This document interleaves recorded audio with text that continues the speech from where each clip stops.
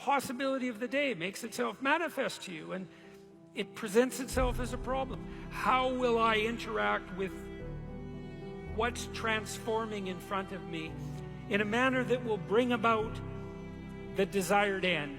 And you might be very bad at that, which just means you're impulsive, and after the realization of very short-term visions, and so you're more hedonistic and immature in your visionary orientation. Or you're sophisticated and you integrate the possibility that makes itself manifest to you with a higher order and sophisticated vision. And then you grapple or wrestle with that emergent possibility to realize it. And by doing that, you participate in the creation of the world. And the fact that you're of that kind is the reason, for example, that our culture is predicated on the idea that you're made in the image of God.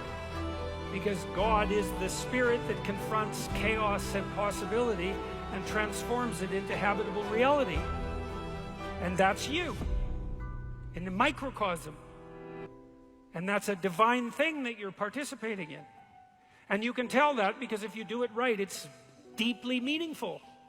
And you can tell that because if you do it right and it's deeply meaningful, the habitable order that you generate from the encounter with chaos and potential is good.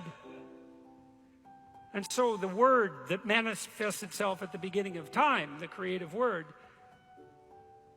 confronts potential, the tohu vabohu, the wasteland, the water, the deep, all of that symbolic representation of potential, uses truth and love to shape that potential and produces the order that is good. And that's why it says in Genesis, repeated over and over after each day of creation, and God saw what he had created and it was good.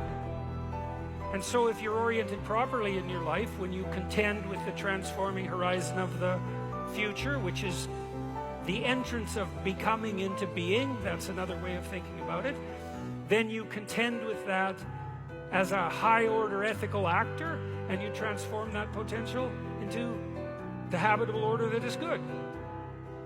And that's the sine qua non of ethical action.